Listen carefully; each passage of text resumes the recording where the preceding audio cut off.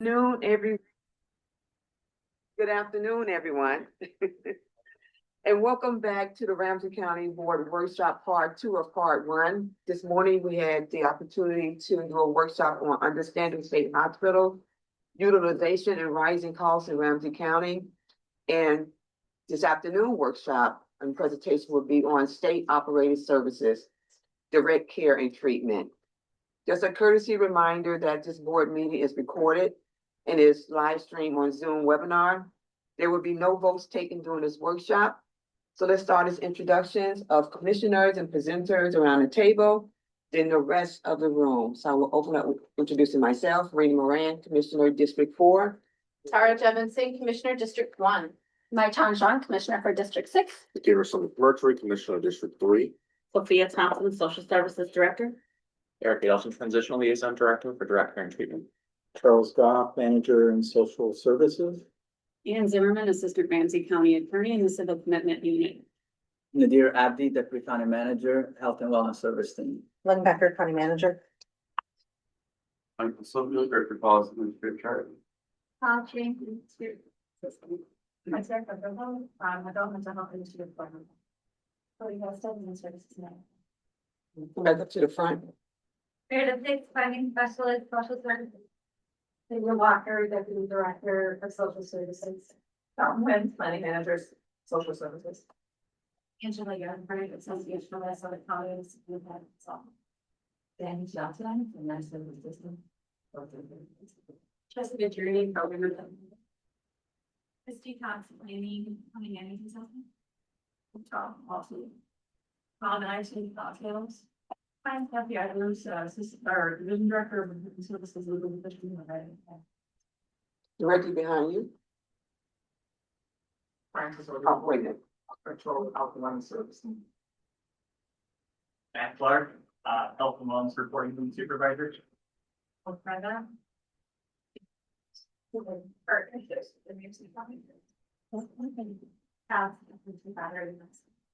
Larry Torman, Industrial Services Director, Health and Wellness.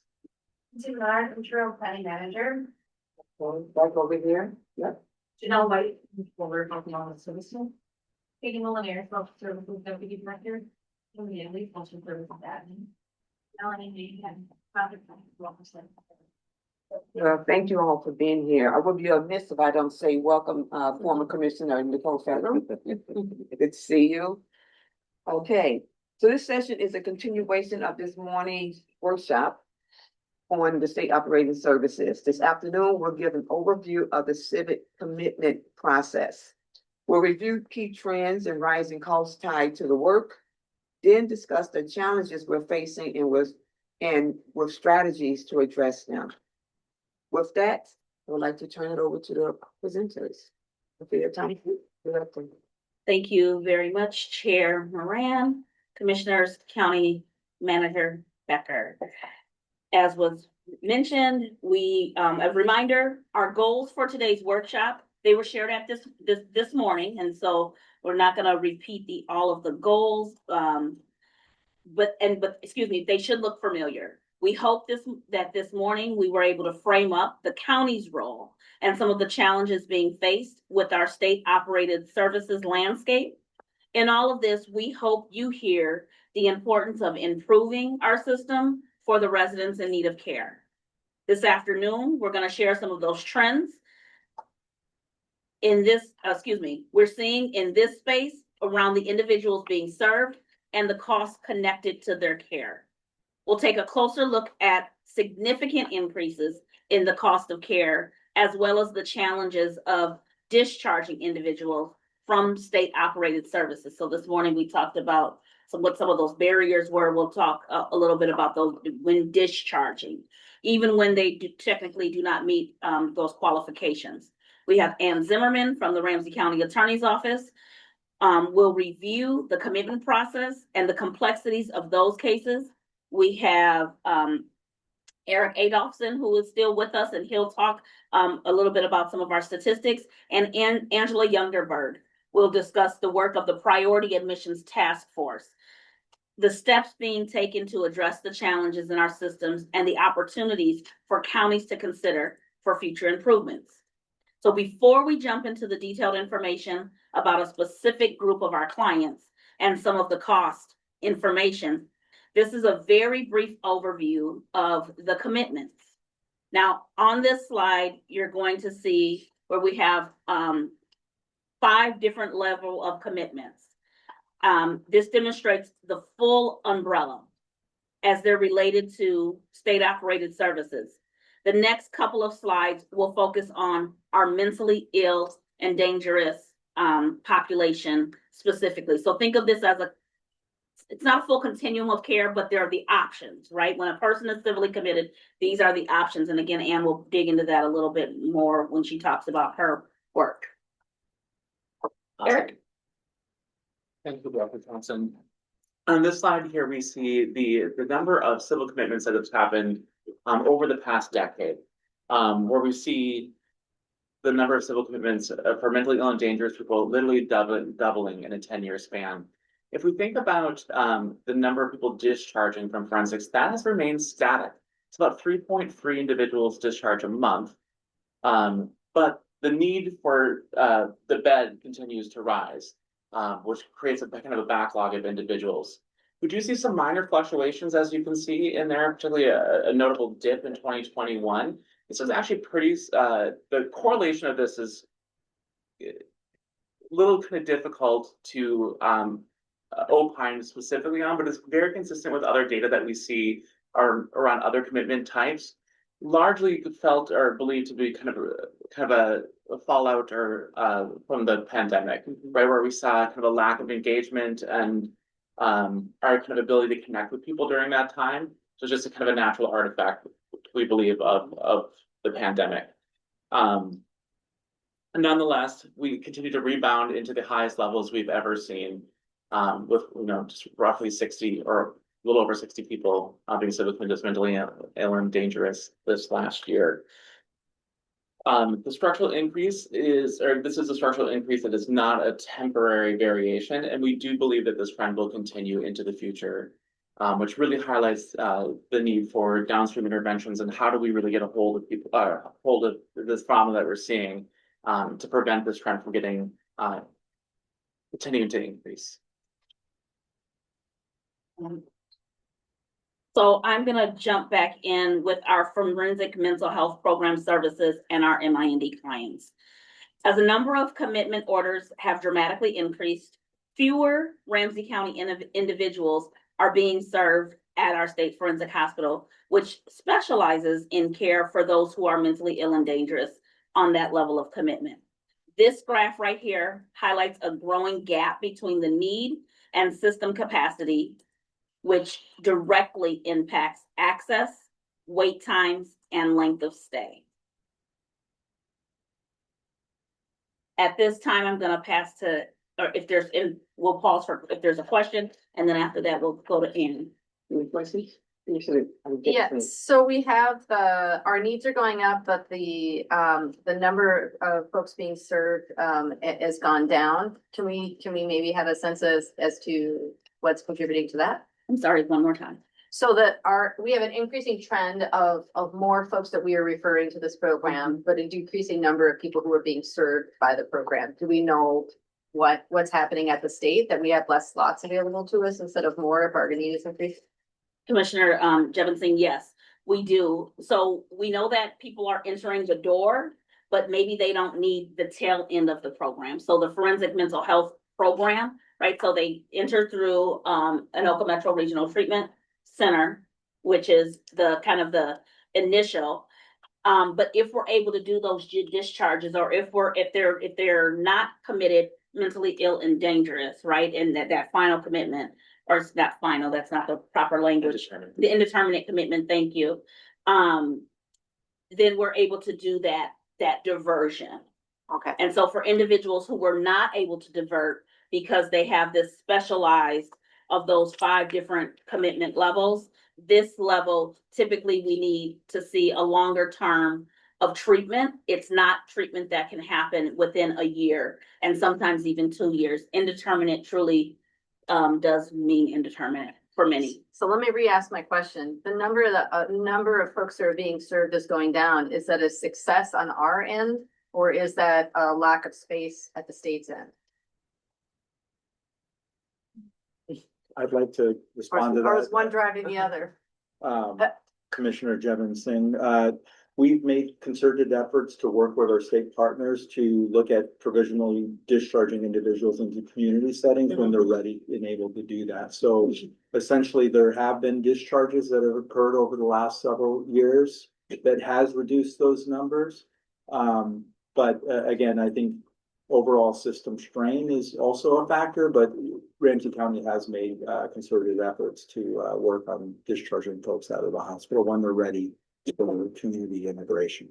And many things can be true at the same time, and some can feel very productive and positive, and some can still just be the tide of demographics or pushing a strain on a system. The only reason I ask for that specificity is because then that's what's going to be needed for us to think about how do we fix it, or help relieve the strain or whatever it was to do it. Yeah, and I would agree from my perspective, it is really a both and situation in that right, we see the demand going up, we're serving less people at the same time that our wait list continues to grow. So the people that we're admitting currently into forensic mental health program have been on the wait list, most of them for 2 years. Being served at AMOTC, being served in jails and other locations. So that's reached an all-time maximum. There was one point too in our history, not too long ago, where Ms. Zimmerman will talk about the civil commitment process, but it's a two-phase process, right? Where you've got an initial hearing and then an indeterminate hearing. And historically, people would have come to forensics after that initial hearing, and there would have been an opportunity for the program to really kind of assess what's going on and to help to guide a determinate status or not. We don't have the bed capacity to do that anymore. So we're only able to serve people after they've reached that indeterminate status, and it's too late to divert legally at that point. Thank you. Thank you. I have a question around the slide before this slide here. When we saw the trend that went down here because of COVID, so people were not being committed. What happened to those individuals? And what happened to a system? What happened to the community? What happened to that moment when there was more folks out not being served? Or were they being Should ask me from your perspective. Uh-huh. If you're able to hear, Um, that's comfortable. yeah, no, that's a great question. Thank you, Commissioner Moran. We don't know. That could be an institute. Yeah, we largely we don't know, but people have subsequently resurfaced, right? Yes. They've unfortunately resurfaced. I mean, psychosis is a neurotoxic state, right? And so when people go without their medications, the longer they're without medications, the sicker they become, and the more medications it takes to get folks back, and their baseline shifts. So the difficult part we saw right when we were unable to engage people the same way we had historically during COVID, also resulted in people being sicker. And now are in much more acute states than they would have been historically. We would have just been able to keep them engaged and treated. So I think that's also contributing to that Right. increase that you're seeing as well. Thank you. Thank you.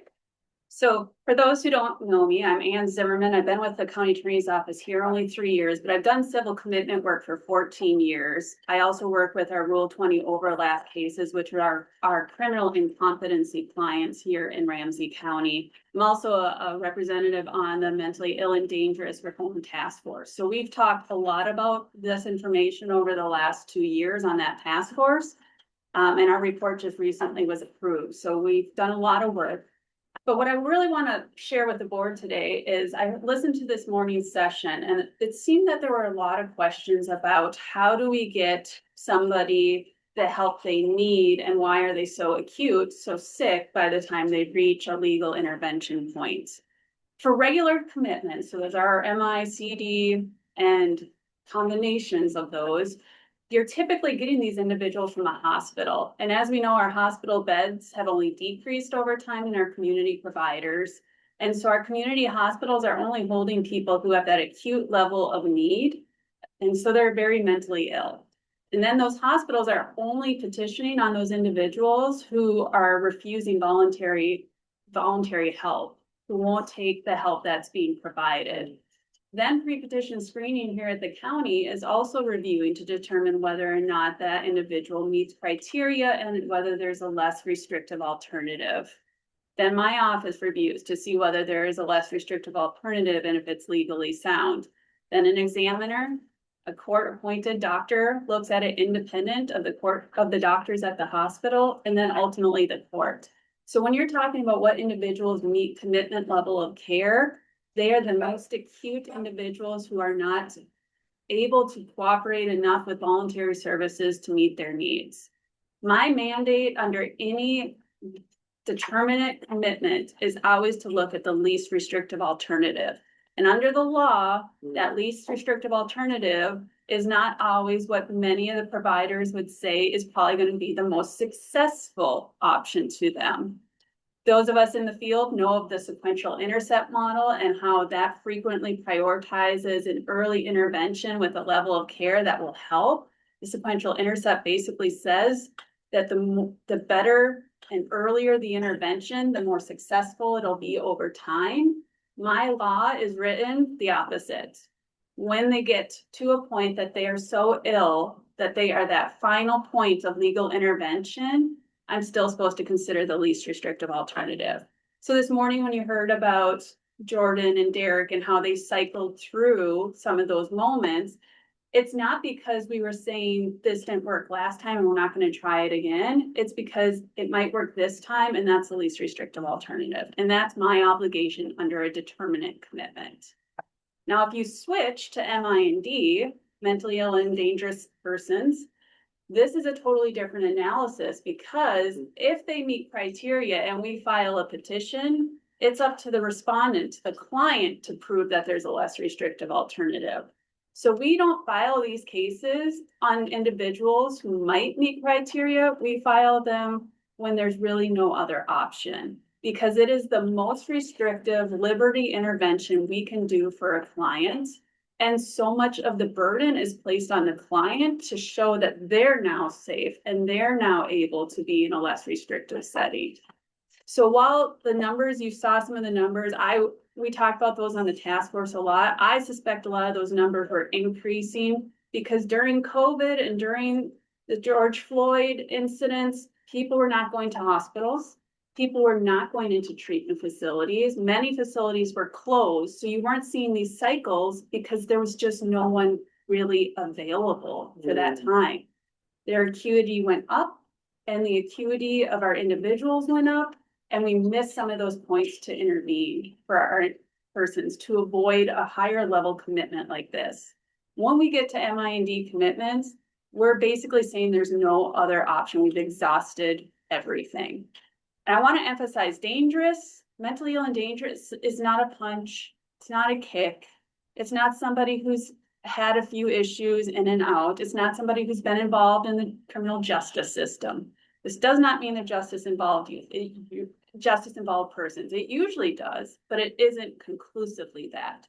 This is somebody who has done something so substantial it could have caused somebody's death or serious physical harm. These are stabbings, these are murders. These are not incidents of individuals punching or kicking. It could be, but we're not filing those in Ramsey County. So I was asked today in part to present on what are some of the complexities with civil commitment cases. Well, the biggest and most obvious one is they have mental health issues.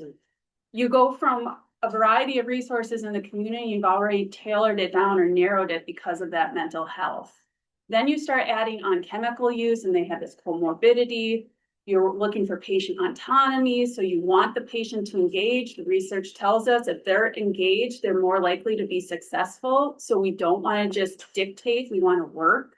We're talking about patient safety and whether or not they can be safe in the community. Criminal charges offer so many complexities because now you have the criminal court involved in making these decisions and they're not always the most informed. Ramsey, we're fortunate to have informed judges, but not every county has that. The second you get individuals with aggressive behaviors or just behavioral issues, sexual behaviors, immediately the complexity of placing that individual or finding treatment gets harder.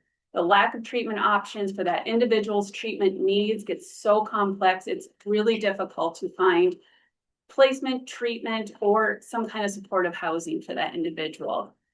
We also heard about clients this morning who had cycled through treatment history. Some facilities won't take people back if they've had issues with that person in the past. So now the already narrow group of resources is narrowed further. And reminder, our goal is always the least restrictive alternative. So we can't just say, well, then we got to go to a higher level of care, because that's not what that person needs. We also have individuals with really refractory illnesses, things that don't respond to traditional treatment. Our delusional disorder clients are some of the hardest ones to treat because they'll never totally abate their symptoms, but they will be successful in the community with the right resources. And then we have personality disorders, which adds a whole other layer of complexity to clients. Public safety is a huge concern when we're dealing with criminal courts, because they don't want to necessarily release to the least restrictive alternative. They want to release to what they think is going to keep the public safe. So we're fighting that issue. And then we have cost and insurance, which I can't emphasize enough. I never went to law school thinking I need to learn about insurance, but boy, did I get a wake up call in my first year. And so we struggle so much with facilities that might meet the person's needs, but we can't pay for it because it's just out of our means. We also have other county holds, so we might find the right treatment program, but if Washington County has a criminal hold, we have to deal with that before we can address the mental health, because criminal trumps civil in our legal system. So that person will end up getting back into jail in a different county if we don't have the ability to do that. And then accessing the system is complicated. I'm a JD and I struggle to get some mental health support systems for family and friends. And I can't imagine what our family and other coworkers and colleagues out there are trying to do. Now imagine if you have a serious and persistent mental illness and you're homeless and unable to meet your daily needs. So when somebody asks me, why is this commitment case complex and why are they cycling? I say, well, one, it's not a linear path. 6 months ago, it was the upper right-hand corner. Today is the lower left-hand corner. And next week, it might be all 12 areas. So when we talk about the mental health and we talk about civil commitment in that funnel, we're dealing with some of the strongest or the hardest clients to work with in this field. And then we have all these complexities that add on to it.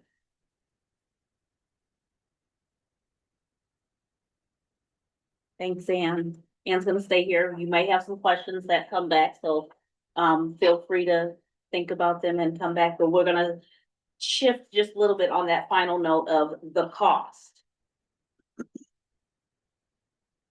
So since 2021, the cost of state operated services has more than doubled, rising by 103%. This increase isn't about serving more people. It reflects the growing complexity that was just discussed and longer lengths of stay. One of the biggest drivers is something called does not meet criteria, also referred to as DNMC. And this refers to individuals who are clinically ready to leave the state hospital. We've been talking about it a little bit, but they remain in the hospital because there's nowhere appropriate for them to go in the community.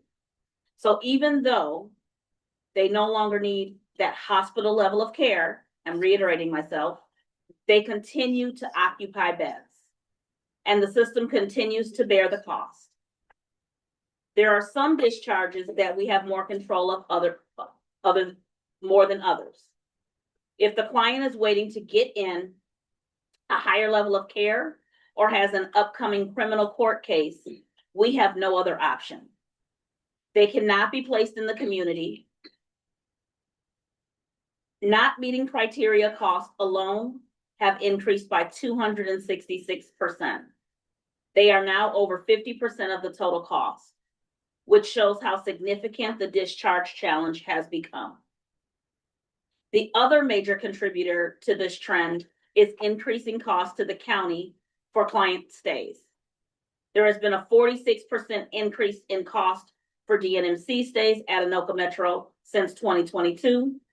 and costs at other hospitals have increased as well.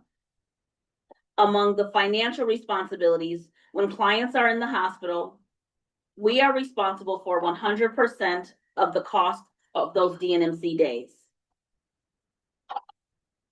stays rather. To put it in perspective, it costs $77,000 a month for one individual who is not meeting criteria. And as you can imagine, that adds up quickly. How much again? $77,000 per month for DNMC stays.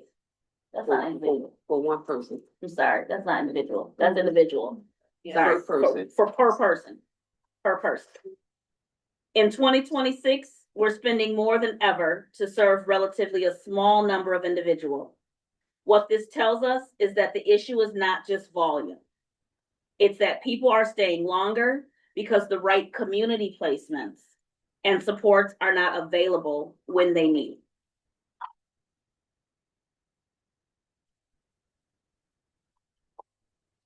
That's a lot of money. That's a lot of money for one person. What's driving that? I know it's longer stay, but what's driving the cost to go up? Are we getting better service, more service, extensive service? What's The cost is, Commissioner Moran, the cost is simply that they are now ready to be out of the hospital bed. When their symptoms are such that they need to be there, there's coverage. When it is determined that they are now ready to leave, you no longer need to be here, and we're working together to figure it out, we are responsible for 100% of that care. Sure. So follow up to that. So there's a difference between the cost of care and how much we have to pay at that cost. So what is so somebody, I get anybody in community would say, well, for $77,000 a month, I'm sure we could find them Cadillac care and get them all the things that they need. That's because they don't, again, we're dealing with some very acute, high complex thing. I just want to, what goes into that $77,000 a month to somebody who doesn't understand the system? Why is it $77,000? I'll try to respond, but I'll extend to others if others want to respond as well. Commissioner Jevon Singh, the care doesn't look different. The care that you're receiving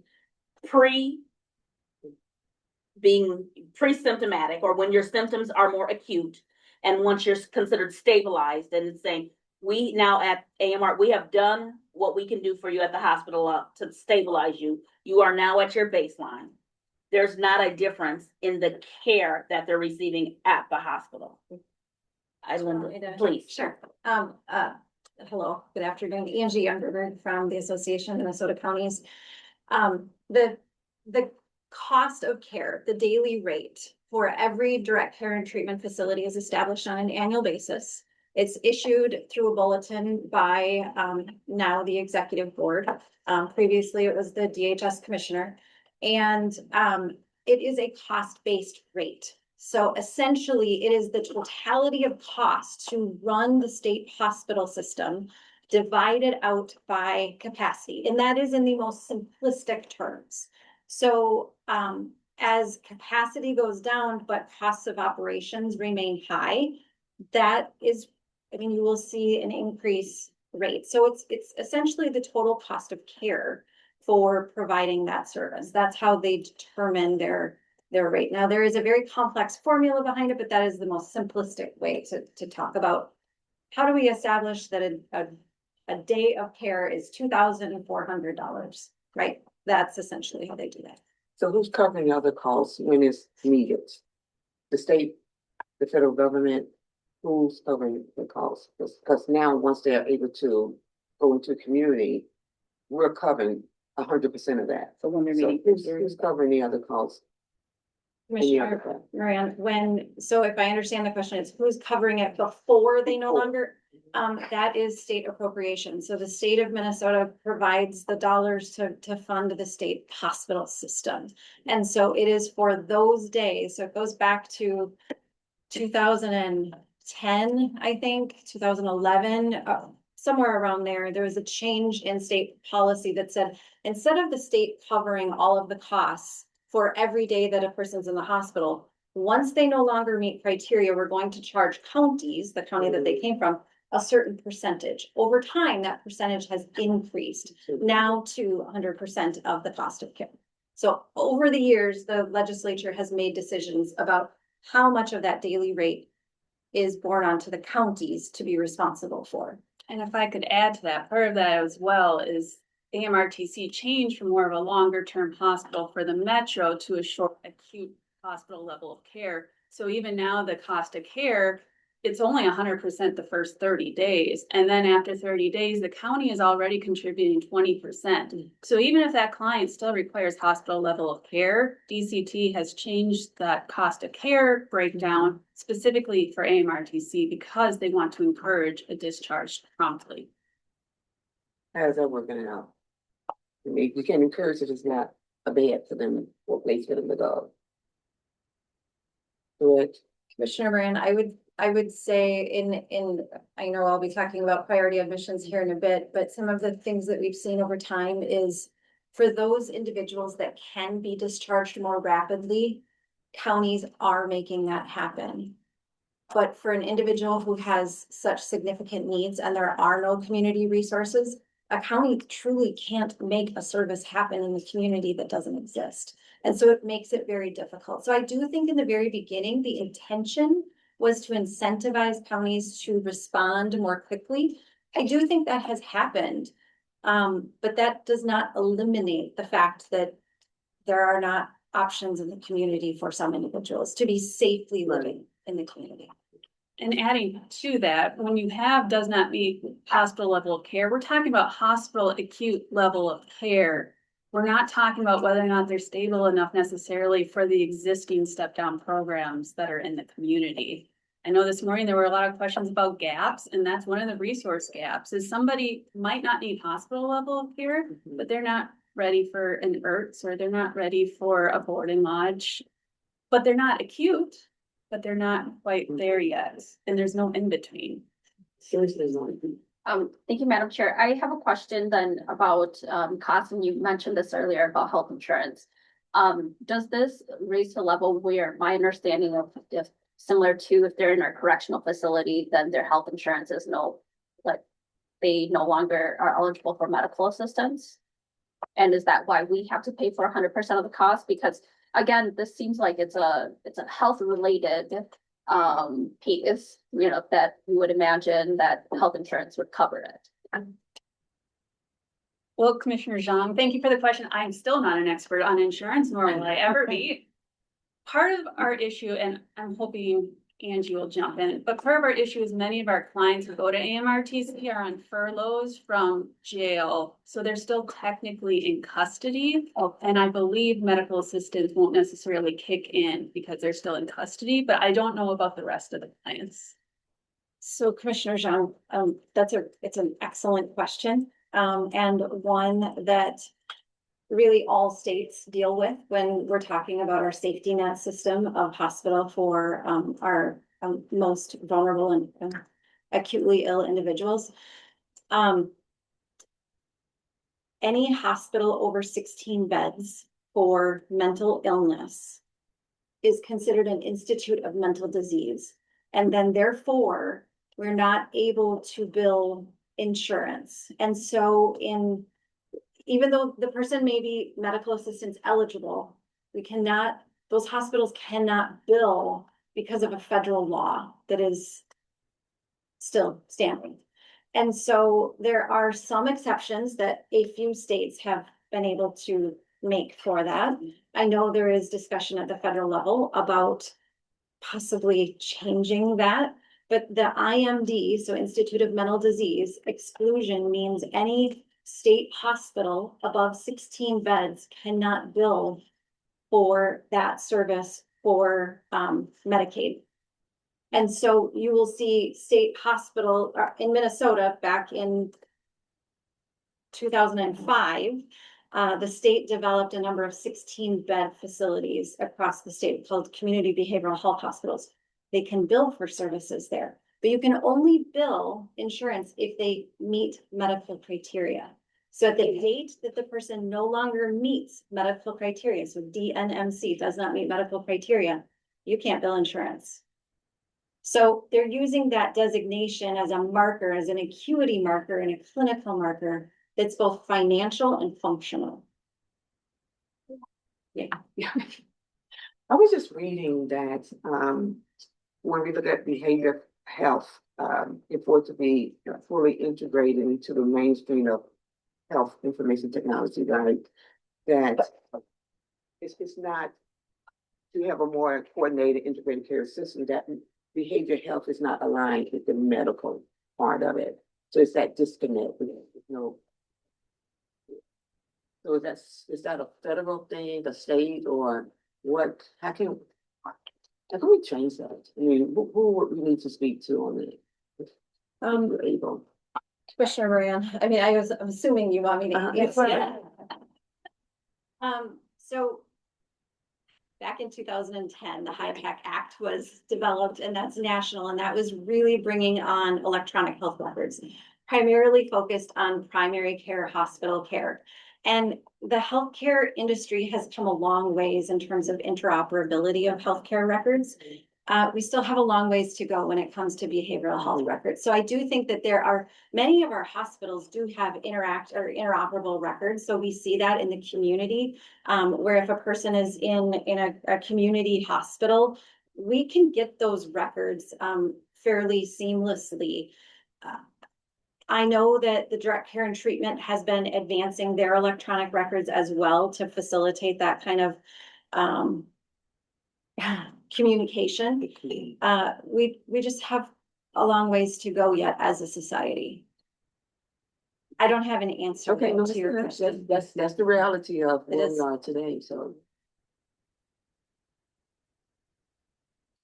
So here we see that how the delays in the system are driving both cost and capacity. First, bed availability and court timelines are slowing down movement through the system, especially for individuals who have to stay in the hospital past the time they're no longer needed to be there. And doubly so for those whom the court deems mentally ill and dangerous. And even when individuals are ready to leave the hospital, they often can't move because placements aren't available or the legal process, it takes time.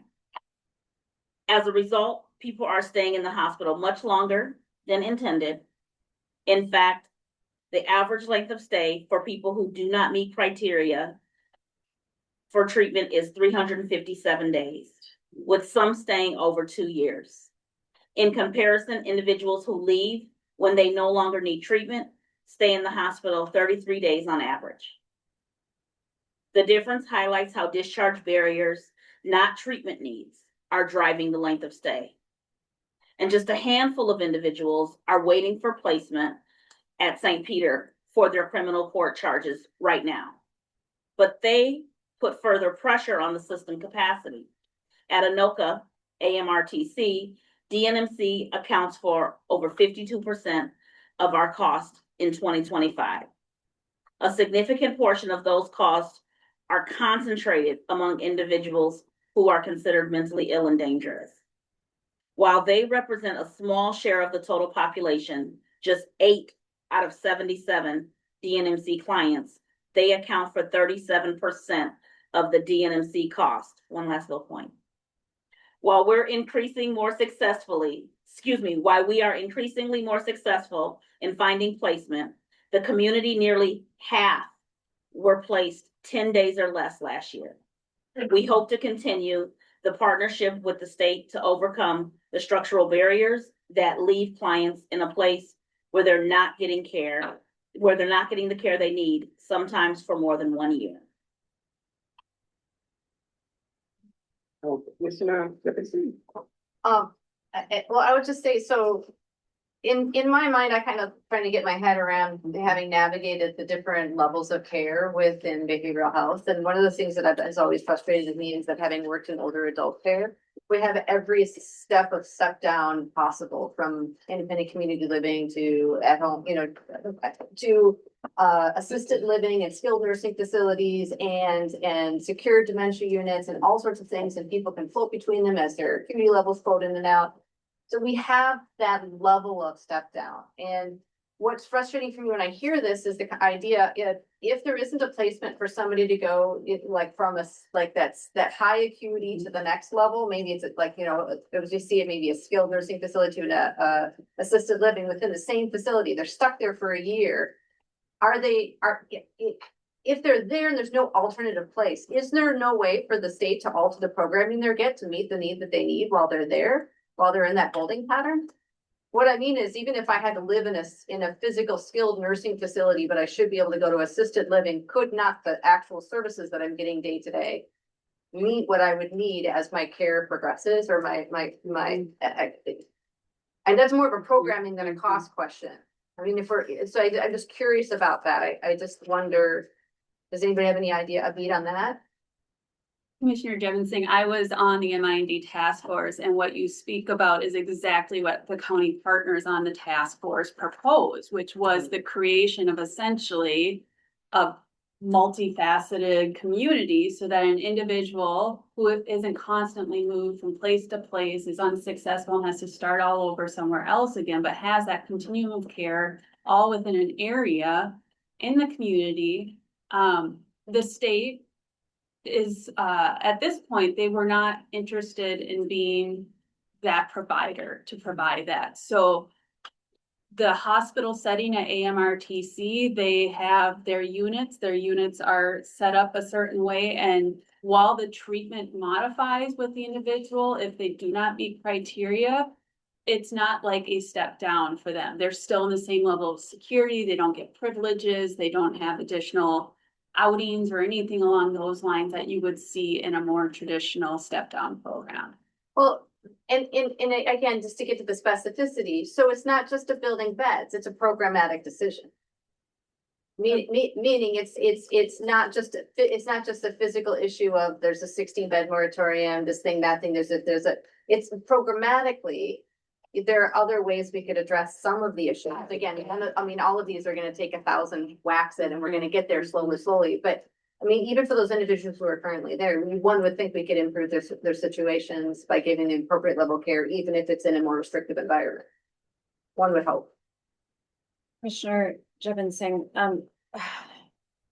what we've heard from the state when we talk about this very fact in saying there is not a place in the community that's safe enough. Can we just kind of ratchet back the level of care where they are now? Our understanding is there are federal law, CMS guidelines, and other things that prevent them from just changing that daily rate. So that daily rate is consistent with kind of everyone within that hospital. What they may need to consider, or what we all need to consider, is potentially a different type of facility. So you see that in the mentally ill and dangerous in a forensic realm. So if you go to St. Peter, there is the main hospital, but there is also a transitions unit. So transitions is that step down, not able to be in the community yet. There is a different rate for transitions as well, but that is a programmatic decision and completely separate build out. So it isn't necessarily a math issue. It is a programmatic one, as you outlined. And I would just add also, that doesn't address the MIND population who's waiting in AMRTC to get moved to St. Peter. The options are essentially AMRTC or jail. And jail is not a long-term option. When we have a year wait, there's a Supreme Court decision that says the criminal court can't indefinitely hold an incompetent individual who's waiting to get to St. Peter. And so the criminal courts, including in Hennepin County, have released MIND patients to the community because they were not admitted to St. Peter in a timely fashion. We have individuals waiting in our jail, waiting to get into the St. Peter Hospital. So that MIND population that makes up a huge chunk of this budget, the alternatives presented don't exist. There is literally AMRTC or the jail. Assuming jail is even an option and they have a criminal case to hold in there. Okay. All right, Chuck. All right. So Oh, I'm sorry. I'm sorry. Thank you. So just one quick clarifying question with this example of clients who are in the hospital, use example of could be up to 2 years, and that maybe that's throughout the processes. They're trying to get to other areas where they can get help. At that point, have they shifted to the criteria of no longer needing to be in the hospital, and that's when the county will be taking up the cost? Like the 2 year example that you gave, is that one where the county for those 2 years will be responsible for 100% of the cost? Commissioner McMurtry, yes, typically within the first 60 to 90 days, and that's liberal. I mean, usually within the first 30 days, they're no longer meeting criteria. 30 days. On average, I mean, every individual is gonna be different. You might have someone there for maybe 90 days, and then after that marker, they're no longer meeting criteria. And yes, the county is responsible for their care during that time until they can transition into that more appropriate bed. And this is the cynic in me. But given that the responsibility of care switches with that determination. I guess I would love to think that in a perfect world, the appropriate care and treatment for an individual is what's driving any of these determinations. I'm not that naive. And I guess my question is, how are we making sure that those determinations of somebody to not meeting medical criteria truly reflects a patient's trajectory, or if it's a financial of shifting from state to county cost responsibility? Who's making that determination, and who's like, making sure there's some fidelity there? That's really a question I don't know the answer to that. Sure. Independently. So DCT, and just like any hospital, has utilization review teams. And they are separate from the treating clinical team, but they do reviews of all of the care and the needs of the individuals. It is that independent yet internal team that makes the decision on their clinical acuity. And it has been a topic of discussion for years with the counties and DCT to address the very question that you bring up, because we want to make sure that all factors are being considered and that it continues to be a discussion point. And I'll also add that there is an appeal process. So if the county feels that a person really is not yet meeting criteria and we want to have a discussion, there is a process for appealing the decision. Okay. Rarely. But yeah, well, and I guess here's the other thing to that, but if we were able to move people through at efficient rates, then the idea if somebody was given that was determined too early on to not meet criteria, there would be a definite concern of like, oh, well, they're not ready to go home yet tomorrow. But if we know that it's going to take 6 months for them to get placement anyway, then the idea of us going through the worry of getting that appeal is more of a cost issue. I mean, I guess there are different like levers and sticks and carrots that aren't really working the way they're supposed to be working because they're all conflated. So I would say we're gonna go over to the discharges, the strategies to address complex, this is what we're talking about now, complex discharges. Right, but I'm gonna hand it over to Commissioner McMurtry, and then. Let's take a break. No, I'll keep listening, sorry. Yeah, mine is really quick. It's going back to something that Angie, that you said about how the 100% responsibility on the counties was something that progressed over time through the legislature. Where did it originally start of the percentage that counties that they were asking the counties would take on before it got now to 100%? Sure, McMurtry, 25% in 2013, I believe. 2011, 2013, one of the two.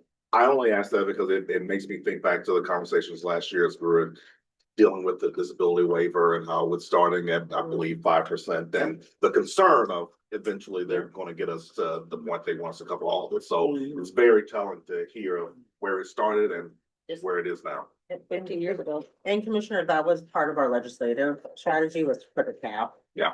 On this, so this is similar in that whole vein of all the unfunded mandates and escalating human service costs. Just very quickly, Director Compton, do you know how much it costs for the county right now? So last year, can I answer that in just a moment? Oh, yes. I have to look for it. Oh, I okay. think I have it in my slides in just a moment. Okay. Okay, Thanks. thank you, Commissioner Jean. Okay, we're gonna move on. In response to rising complexity in client presentations, we have strengthened and expanded our process to better support case management agencies and Ramsey County clients. These enhancements improve coordination, responsiveness, and system support across the continuum of care. This includes intensive case management for high-risk individuals, including those committed as mentally ill and dangerous, with those individuals being referred to our internal Ramsey County Forensic Targeted Case Management Team, as there are specific nuances and oversight to the work that that team is trained to manage. We've also expanded and strengthened our coordination with contracted providers by building in structured opportunities for consultation with the Ramsey County Targeted Case Management Supervisors and the County Attorney's Office to support consistent decision-making and timely resolution of complex cases. So a lot of consultation that is occurring to support our partners. And so a significant portion of our work is sustained through grant funding that supports core system capacity. Our AMHI and CSP grant fund the majority of our community-based services, including targeted case management and community support programs. Additional grant allocations support key initiatives such as their innovations grant bed hold program, which partners with housing providers to support individuals found incompetent to proceed with their court proceedings as they transition from state hospitals. Through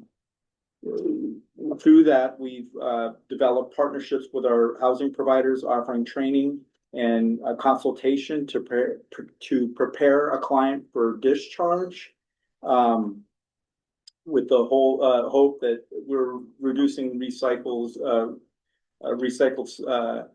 hospitalization and incarceration rates. We also have our community competency restoration efforts that aimed at diverting individuals from going into the state hospitals. Again, we're looking to reduce the number of individuals hospitalized within the state system.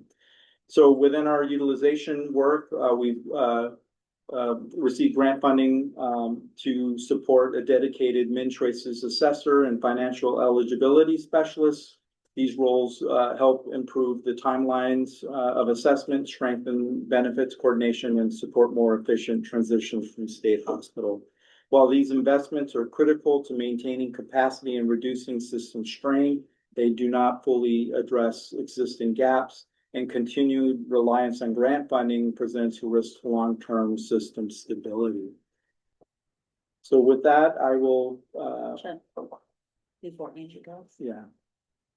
Okay, Commissioner. When we say grant funded, can you tell us what would be the source of that? Is that federal dollars? Is that state dollars? Like what sources of grants is that coming through? So our largest Commissioner Jevin Singh, great question. Depends on the grant, and the AMHI CSP grant is a grant that we received from the state of Minnesota. It's a largest grant that we received that supports our mental health dollars. In terms of the innovations grant that I also believe is an allocation that we got from the state as well. I'm not quite sure about the competency restoration grant. I don't know. That is a state one as well. So a lot of them will be coming from our state. And then Commissioner Zhang, I just want to come back to your question. I apologize. On that previous slide with that big blue graph, there's the 17 million. So if you just go back a few slides, that's the total cost. And then the DNMC is the orange cost. So the total cost that we've experienced, so last year alone was 17 million. So this is just Ramsey County. Yes. I thought that this was state cost. No. No. So 17,000, how many individuals did that represent? It's 17 million. 17 million. Because if I look at, if we take 77,000 times per month times a year, that's just shy of $1 million right there. So I mean, and not everybody's spending a year there. I'm just, but Phone friend. yeah. Okay, and we provided that? Okay, so we provided a there's a supplemental back, okay, document. I'll look at that And later. the hard numbers are in that, supplemental document of individuals, so. Okay. I apologize. Good. Thank you. All right. At this time, we're gonna have Angie talk to us a little bit about, some of the work she's been doing. Well, thank you for having me. Just a few seconds on who I am. I'm Angie Youngerberg. I am here representing the Association of Minnesota Counties. I'm a consultant with them. My background is County Human Services. I was with Worth County Human Services for 16 years prior to doing this independent work with AMC. And prior to that, actually early in my career, I worked for LeSueur County and I was an adult mental health case manager, managing cases for individuals just like those that we're talking about here today. So I do a lot of different things for counties, just given my role over the years, but this is certainly a passion point for me. I'm here today to talk about the Priority Admissions Task Force and Review Panel. So this has been a 3-year process. The first year was a task force. After that, we've called it a review panel. There are a number of individuals who were appointed to this task force and review panel, but specifically counties represented 4 of the 15 participants. So we had the Association of Minnesota Counties, MAXA, the Sheriff's Association, and the County Attorneys Association. And the four of us who were appointed worked very, very, very closely, kind of informally calling ourselves the County Coalition, in saying we all needed to fully understand the impacts of all of our work on this. So going back to why did we even have a Priority Admissions Task Force? This actually, I'm sorry, if you can, yep, thank you. 2013 is when the sheriffs actually across the state came together and said, it is taking too long for people to transition from jails to state hospitals. We need to have accountability and incentive essentially for the state to act and take individuals. So there are people that are sitting in jails needing that hospital level of care, and there was not an immediate transfer. So there's some very highly complex pieces behind that, but essentially the graph on the right-hand side shows that back in 2013, the average referral day to admission, so that's once a person was civilly committed, which can take weeks or longer, once they're found incompetent to stand trial under Rule 20, which can take significant time, and they must be in a county jail, they are deemed priority. At that point, the state had responsibility to take that individual based on a state law change that happened in 2013. It was taking, once the point that all 3 of those things became true, 1.3 days to admit someone into a state facility. Now, keep in mind the person has been sitting in jail, largely untreated, and in jail for weeks, if not months at that point. But once the state became responsible, they were acting, and we were able to get people in within 1.3 days. You can see what has happened over time. And what has happened over time is starting in 2021, really, we see the first big jump, and then it increased. What happens is the state facilities became full at that point. So it's not as though the state wasn't wanting to take individuals quickly. It's that they couldn't. They simply did not have enough beds. And so in the early 2020s, DHS became the subject of several individual and class action lawsuits about not getting people into state facilities. And therefore, in the early 2020s, a law change happened. Well, in 2023, a law change happened saying that the state was not responsible unless they had capacity for an appropriate bed. So simply not having a bed is not the standard anymore. It had to be that they had to have a medically appropriate bed, which makes sense because we would want people to go into a bed that is medically appropriate to serve them. However, what was happening is individuals were remaining in jails for periods of time, 50 to 60, almost 70 days, once they met that level of care or met that criteria. So we started to see an escalation at that point. That is when the legislature said, all right, we need to have a plan. We need to bring all of the individuals together, all of the parties together to create a task force to recommend changes. So what you see is the items represent three separate iterations of this task force. The first task force was to evaluate the statute, provide recommendations for change. What we ended up doing is a number of recommendations were made. Many the legislature did support, and which was really, really good, but we did put in a new admission framework. So what happened was, instead of if you were the first person on the waiting list, you were the first person to come off the waiting list, regardless of your level of acuity. What we changed to is a framework that allows for the most ill people in the most severe settings would be admitted first. And so that was a very positive change, and that remains as of today. And the state recently said that it's continuing to work very, very well. It doesn't address the fact that there are still extensive wait lists, and we will talk about this. The second section there is the next year. So this represents 1 year, 2 years, 3 years of this work. They started to call it a review panel. It's no longer a task force. And this was really born out of the legislature saying, wait, I thought in the first year you were going to tell us what to do about this 48-hour rule, meaning the state has 48 hours to accept a person into their facility. And we said that was never the legislative charge of the first task force. So they said, let's create a review panel. So that's year 2. Evaluate the 48-hour rule, because this medically appropriate bed language was only to last for a couple of years. The outcome was we put together a number of recommendations, including increasing DCT hospital capacity. And if you recall, last year at the end of session, there was a concerted effort on the part of the county attorney's office and the sheriffs to do, as well as AMC and MAXA. But from a media perspective, there was a lot of attention from the sheriff's office and the county attorneys about needing to have appropriate expansions to direct care and treatment. We knew, and it had been told by DCT, that to address the wait list, they needed to increase by approximately 300 beds. What we were able to get is a promise from the legislature, or get appropriation from the legislature for a 50-bed expansion. So that is not online yet. That is in development. The state is working on that, and that will be at Anoka Metro Regional Treatment Center. This last year, they recommended that we continue, or directed that we continue the review panel to continually evaluate the 48-hour rule and to develop continual policy proposals to maximize capacity, reduce litigation, and improve access to treatment. That report is not yet done. That should be issued within the next month or two.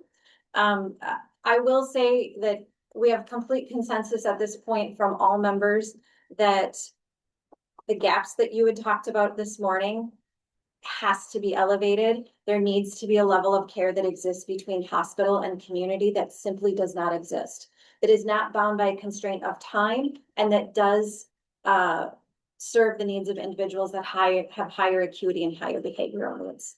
So that is something that you will likely see coming out in that report.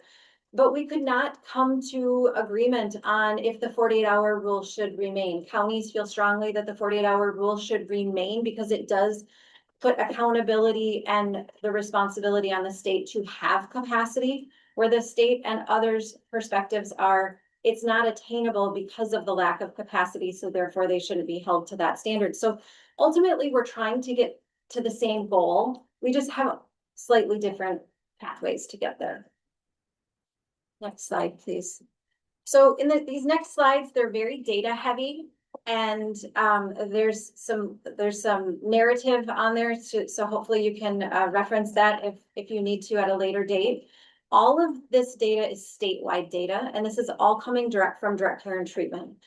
We have worked really closely with direct care and treatment through our review panel and task force to make data more transparent and available to the public. So everything that you see in these coming slides, where it's graph 1, graph 2, graph 3, that is all publicly available at the website listed at the bottom of the page there, and it's updated on a quarterly basis. We never had direct access to this information, so that's a significant development that has happened as a result of this 3-year work together. Thank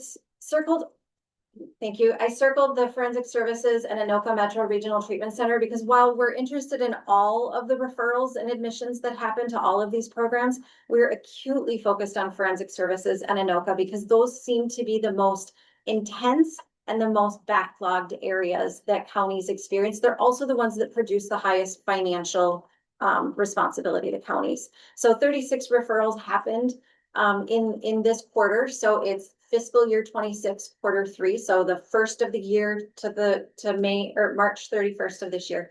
36 referrals happened at Forensic Services. So that's for our MIND population. 8 admissions occurred. So you can see, you can imagine what will be happening over a course of time. Those numbers are not unusual for what's been happening on a quarterly basis. If on average 35, 36 referrals come in, they're admitting 8 to 10 people on average. So that wait list is just growing. That's what's happening. Is there anywhere on their dashboard that they're reporting that backlog? Yes. We will see it here in a, Oh, awesome. you'll see a slice of it, not all of the information, but you'll get an idea for what it is. So this is graph 2. This is the wait times for priority admission. So it's really the wait time ranges. So on the left-hand side, the circled amounts, and the average wait time for all people meeting priority admissions. This is not all people in Minnesota that need this level of care. This is priority admissions. These are people that are connected to your jails. Okay. There are a lot of people in community hospitals that could use this level of care. They simply do not have access to it just because of how the laws are written. So we are seeing the shortest range of days, 8 days to 517 days. That represents 2 distinct people. One person waited 8 days. One person waited 517 days to be admitted in the 3rd fiscal year quarter, so first calendar quarter of this year, to Forensic Services. The average of those admitted was 299.9 day wait. That's how long individuals are waiting in your jails to get to the appropriate level of care that they need. And Angie, to clarify, that's from the date of referral, not from the date of admission to the Correct. jail. Correct, date of referral. So they have to have all of those pieces, all of the commitment pieces need to be done, and that can take months at times. So 299.9 plus the period of time that needs to occur first for the legal pieces. Do we have a sense of the longest wait time that an individual is sitting in our jail waiting to be placed in the appropriate treatment level?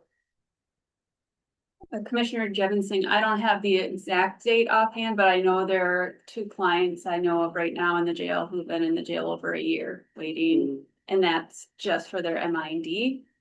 Before that, they were in jail pending a criminal charge, and they were in the jail for about another year. So some clients have been there up to 2 years, completing their criminal process, and then the MIND, and now waiting for St. Peter. For clarity, what is MID?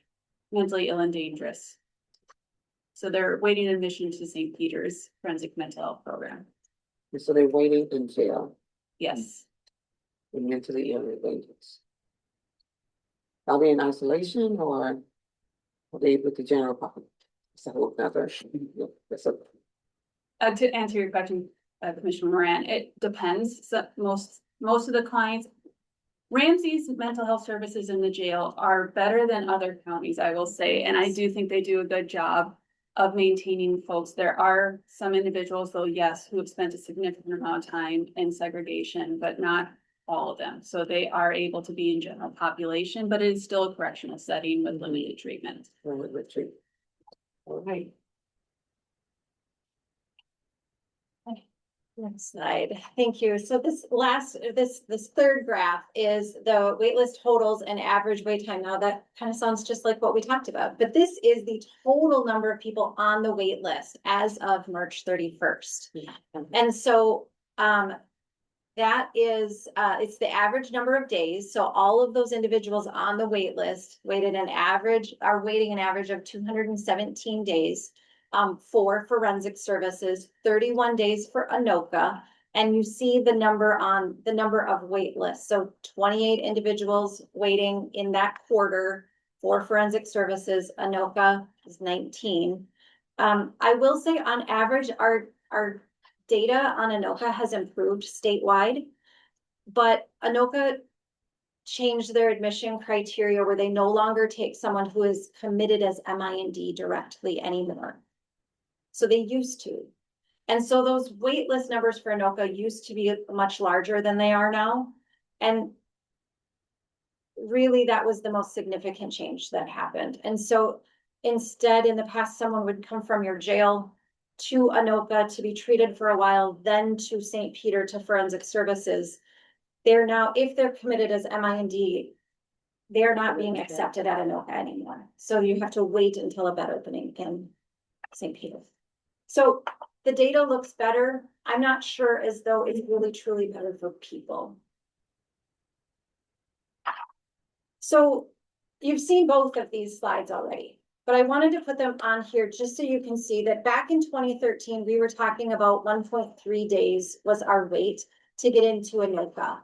Once the person met the legal standard to be meeting that level of care. So, and in 2023, the average jumped to 65.9 days. At that point, we were not closely tracking the wait time for forensic services because essentially we could get people into St. Peter very quickly. There was capacity in St. Peter at that time. Not a lot, but some. Now, so just a couple of years later, our wait time for forensic services is 300 days. Anoka has improved, but forensic services is admitting only 25% of the referrals that are being made. And so we can easily look at this and say, we know where that trend line is going unless some other variable changes. And so that has become the focus of priority admissions, where we were talking about Anoka in the beginning. We're now spending more of our time talking about the mentally ill and dangerous population with forensic services. I'm not going to go through all of these, but these are some of the questions and some of the pieces that have come up in terms of priority admissions. So yes, we have improved with AMRTC, but I would say that there's a dire outlook for timely forensic service admissions. We are prioritizing based on acuity and need, not waitlist numbers. So that's doing right by people. So that was a really good development. We also saw the 50-bed expansion. That is set to open in 2028, potentially early 2029. We're very much looking forward to that. There has been a jail medication pilot and jail consultation service pilot that have come online that has been quite successful. And jails around the state, although it's not available to all jails, some jails are utilizing this and expressing positive results. So we really appreciate our DCT partners for engaging that kind of service. We are at a stalemate for the 48-hour rule, and we just have a difference of opinions with that. Oh, the question I had is the jail medication pilot and jail consultation services. To clarify, that is DCC providing those services or consulting. It's not laying the burden on our local sheriffs to have that skill set. Yes, no. Commissioner Jevons saying it is not a yes, no answer. Okay. It is yes, the service, the consultation is provided by Direct Care and Treatment, but they are not directly administering services. So they are helping jails build out the services, being a consultant to that. But if you were to ask, are they coming in and providing administration of medications? No, they are not. So they're engaging in that so that jails can increase that level of service. And they put the. Yes, I believe there are 11 jails at this point across the state that are doing this medication or the jail consultation services. The medication pilot is available to all jails, and that is to pay for injectable neuroleptic medications, for antipsychotic medications. And so jails can submit for reimbursement to the state for those medications to encourage the use of those medications that are proven effective, but they're very costly. Well, this is more of a philosophical question, was looking at, I'm sure that there are multiple parties who are invested in figuring out the strategy to best get us to a place where people are getting the appropriate care at the right time in the right place. And who would say, why would we invest a single thing in increasing capacity within our jails if that's not an appropriate place for mental health treatment? But also the idea of, if folks are going to be here for a year, we have a responsibility to provide whatever care we can. So I mean, there's that push-pull. And I just want to, like, if there are other stakeholders at the table, you know, what would be some of the arguments for or against that, just so that we're aware you know, because it can't just be the county's interest that's on our minds. It has to be within the concept of what community also is asking for and living in experiences. Yes. Commissioner Jevonsing, we have talked about that extensively within the task force and the review panel. And I would say county members have said, yes, it's important that people who are in jail receive health care. Doesn't matter if it's physical health care, mental health care, the access to healthcare is essential. However, we really strongly caution jails from building out their healthcare model to become hospital level of care. Whether that be for physical or mental health, that does not matter. Jails are not meant to be hospitals. So access to healthcare, yes. Becoming a medical institution, hospital, that what the county coalition in this group has said consistently is we would not recommend that counties go that far. Partnering with community to provide access to level of care, that is completely independent of, every county needs to make their own decision on that.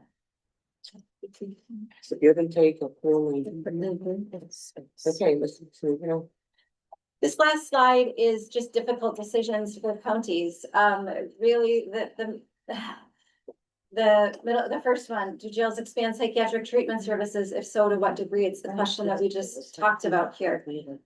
Do counties invest in additional specialized community-based services to facilitate more people discharging from forensic services?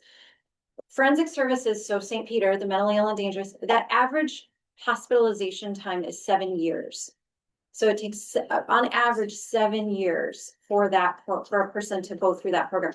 They may be there shorter, they may be there longer, but ultimately the goal is to get the person back to the community.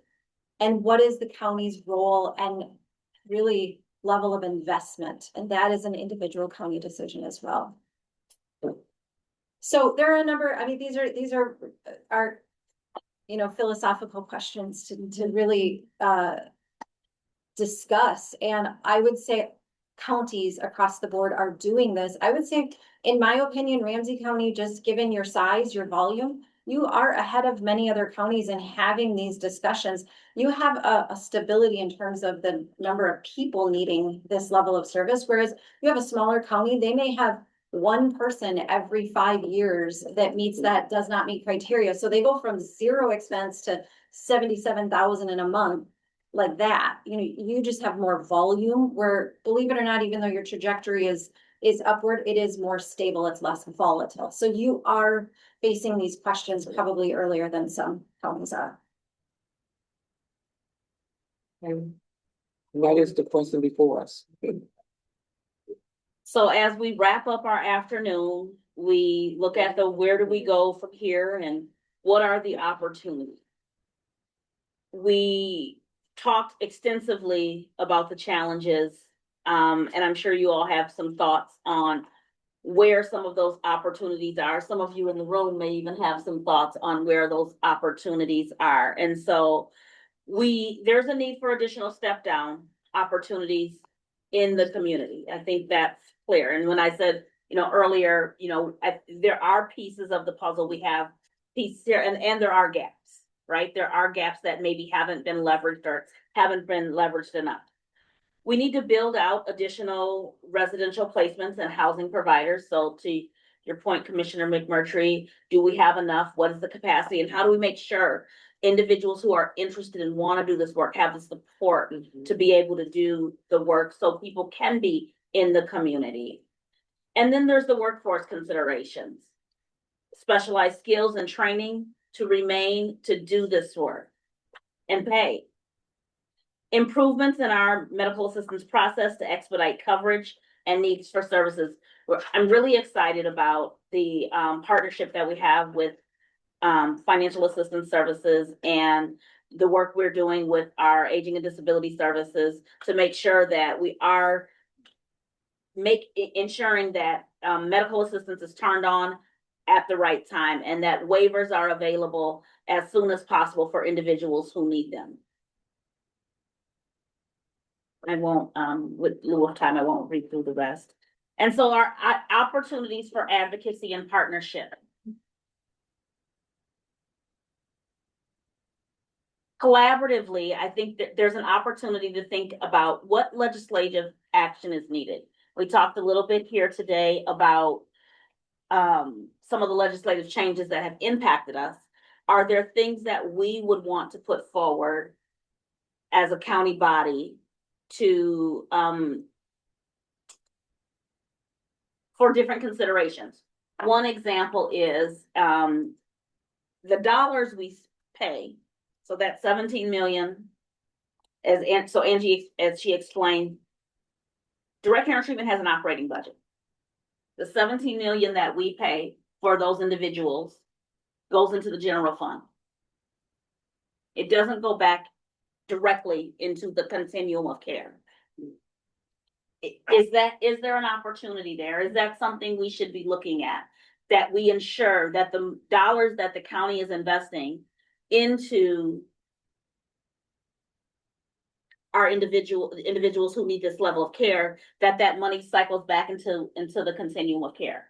And so exploring those opportunities, and I will say through MAXA, there's been some discussions, and I think from a state perspective, there's different perspectives on, is that the route to go? But do we, as Ramsey County, push that forward and advocate in that way? So there's opportunity for that level of advocacy. How do we look at expanding those community-based resources, whether it's providers specifically who are going to provide the psychiatric care, or who are going to, maybe there's more ACT teams, some of those other services that we discussed. How do we make sure that we have enough in the community to support individuals so that when they do when they're looking to leave the hospital or a direct care and treatment program, that they have what they need in the community? And then lastly, looking at our county investment in this specific population. We are grateful for the additional resources to cover. As you could the one unique thing is social services may hold the budget, but it affects us all, right? And so what happens on the correctional side, or in the, our partnership with county attorneys and all, it is collective. And so it sits in one area, but really we all influence what's happening with that budget line item. And so we will continue to lean into that cross-county collaboration. And I am excited to talk with Deputy County Manager Abdi and County Manager Becker and others to get their ideas on how we move some of these ideas, what their ideas are, and how we move them collectively, because there has been lots of work done already.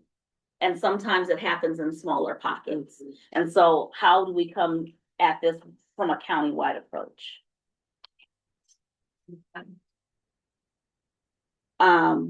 With that, I won't go through the last takeaways. They're there for you. I want to thank you for listening. It's a lot of information. You can see the complexity of it.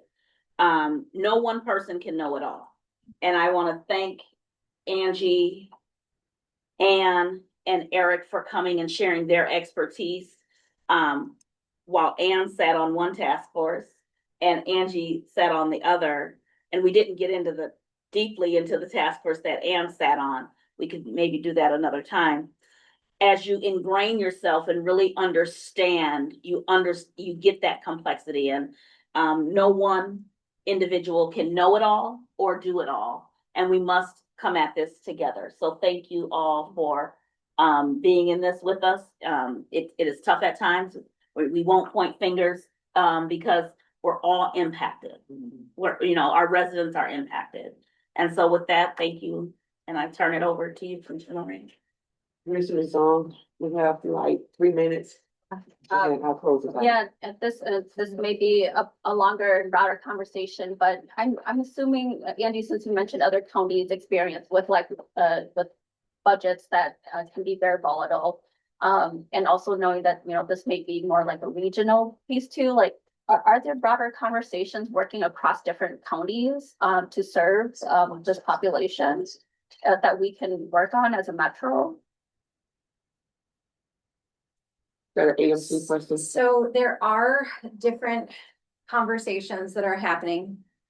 I think there was a lot of hope, Commissioner John, for both the MIND task force and the priority admissions task force to solve it all, you know, like, and I would say both task forces have brought forward good recommendations and things that are being adopted, but there's a lot more work to do. There is a group that Ramsey County is an active participant on that exists on a monthly basis between the state and a select number of counties across the state to go through operational and policy kinds of issues. But in terms of a visioning and changing and like ultimately fixing it, I know that there have been some efforts by AMC for transformation of the behavioral health system in the past. And, you know, I think right now it's just about getting the people all understanding this very rapidly changing landscape. So I don't have a great response to you to say, yes, this is the group that you need to be part of. But I think what you're bringing up is a definite need that exists. Yeah, thank you. So as we leave here, you have put some good questions to us, some things that we need to think about as a collective. And what Ramsey County need may not be the independent on local or anyone else need. We have to look at the impact of that $17 million that's covered on our levy in the work that we need to do. I'm gonna put another one out here real quick because, you know, in just thinking about how do we move forward, as I think about the detox center that we closed out, there is a moratorium on 16 beds. You know, how can we lift that moratorium? Are we in the business of creating more spaces for beds that we need and decrease the impact that we're having on our Ramsey County jails? Because those are real things that are happening that impact our county. And so is that a legislative act that we need to think about? Do we need to be having more conversation with AMC? How do we create the narrative that we need to educate our legislators and inform them of the real costs that this is happening and the burden that has been taken off of them and put onto us as a county.